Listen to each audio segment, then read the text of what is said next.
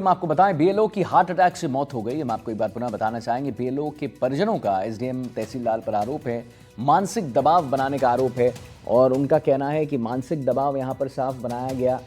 पिछले 6 दिनों से अवसाद में थे बीएलओ, ये परिजनों का कहना है। खंडार उपखंड के खुर्द गांव का यह पूरा मामला है। सवाई माधोपुर जिले के खंडार उपखंड क्षेत्र के खुर्द गांव में आज एक बीएलओ की हार्ट अटैक से मौत हो गई और घटना के बाद पूरे इलाके में गहमा गहमी का माहौल बन गया। मृतक हरिओम बैरवा के परिजनों ने आरोप लगाया है कि एसडीएम और तहसीलदार द्वारा लगातार मानसिक दबाव बनाया जा रहा था, जिसके चलते वह पिछले 6 दिनों से अवसाद में थे और घर पर भी किसी से ज़्यादा बातचीत नहीं हो रही थी, नहीं कर पा रहे थे, मेंटल स्ट्रेस बहुत था। परिजनों का यह भी कहना है कि आज सुबह तहसीलदार का फ़ोन आने के बाद कुछ ही मिनटों में हरिओम को हार्ट अटैक आया और उनकी मौत हो गई। इस मामले में परिजनों ने चौकी में अधिकारियों के खिलाफ शिकायत दर्ज करवा दी है। वहीं तहसीलदार जयप्रकाश रोलन ने इन आरोपों को निराधार बताया है। उनका कहना है कि हरिओम अच्छे वर्कर थे और वह पूरी लगन से काम करते थे। उच्च अधिकारियों से मिले दिशा निर्देश से ही उन्हें दिए गए थे और हार्ट अटैक कैसे हुआ यह खुद उनके लिए भी समझ से बाहर है। फिलहाल इस मामले पर अधिकारी कुछ बोलने से बच रहे हैं, लेकिन गांव में यह घटना चर्चा का एक बड़ा विषय अब बन चुका है। एक्सप्रेस हमारे बड़े भाई हैं, 74 में पोस्टेड है, अध्यापक है और उनको चार्ज रखा है बीएलओ का। तो बीएलओ के चार्ज में इतने डिप्रेशन में थे बहुत ज़्यादा, न इनको खाने का टाइम न सोने का टाइम, बच्चे हैं छोटी छोटी, लेकिन न इनके पास परिवार के लिए समय था और काम का इतना दबाव था कि मुझे तो मैं देखता था भैया को कि सोते नहीं थे, 2-2 बजे तक जगना, फिर 1 घंटा फिर जग जाना, सोना, मतलब कोई टाइम टेबल पूरा खत्म कर दिया। तो इतना दबाव एक बीएलओ को दे रखा है आपने और एक उसी की वजह से आज ये इतना बड़ा आज हमको दुख सहना पड़ रहा है और हम इसको शब्दों में बयान नहीं कर सकते। इतना दबाव प्रेशर काम का कि आज आदमी को अपनी जान से हाथ धो बैठा। मेरे भाई जो कि हरिओम बैरवा अध्यापक है, 74 में पोस्टेड है वर्तमान, और इन्हें बीएलओ चार्ज दे रखा है। तहसीलदार का दबाव है, सुबह 7 बजे निकलते हैं, रात को 12-1 बजे तक आते हैं, 2 बजे काम करते हैं, फिर 3 बजे उठा देते हैं। फिर बिल्कुल सरकार ने दबाव बना रखा है। एक तरीके से मान लो कि टीचरों को बहुत दबाव हो रहा है, भाई इनको पढ़ाने के लिए रखा है, आपने इनको काम करना, भाई काम के लिए और लगाओ ना, क्योंकि माइंड करते बहुत दिमाग खराब था। रात में मैं खुद 11 बजे तक इनके पास मौजूद था। मैंने कहा मैं भाई हो गया काम के भाई करते बहुत दबाव बना, बोले हमारी मौत से भेजा हो रही, स्कूल संभालो का है, करूँ चाचा छोरी छोरा नहीं है।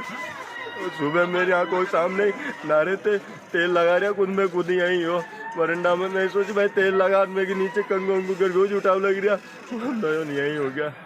इससे मतलब उनको तनाव में आके वो डेथ हो गई। तनाव में डिप्रेशन में था, बिल्कुल तहसीलदार का दबाव था।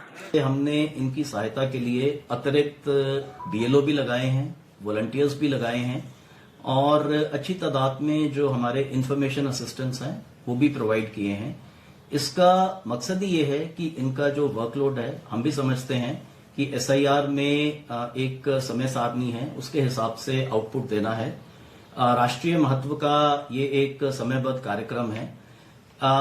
जो बीएलओज हैं, इन्होंने बहुत ही अभूतपूर्व काम हमारे प्रदेश में किया है और मुझे ये बताते हुए खुशी है कि इन्हीं की मोटिवेटेड परफॉर्मेंस से आज हम लोग 70% मैपिंग संपन्न करा पाए।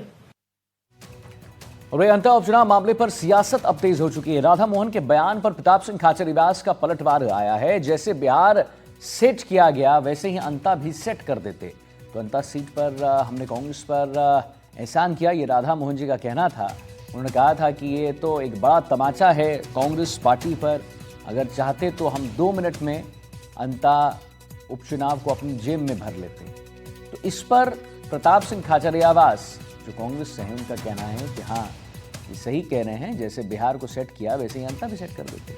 अंता सीट पर हमने कांग्रेस पर एहसान किया, ये राधा मोहन जी का बयान आया था कुछ दिन पहले। आप ये कैसे कह सकते हैं, ये तो हमने एहसान कर दिया अंता में, नहीं तो अंता भी हरा देते, मतलब अंता भी आप सेट कर देते। मैं खुद ही कह रहा हूं, आपने बिहार में जो सेटिंग की अंता में भी कर देते और आप हरा देते कांग्रेस को।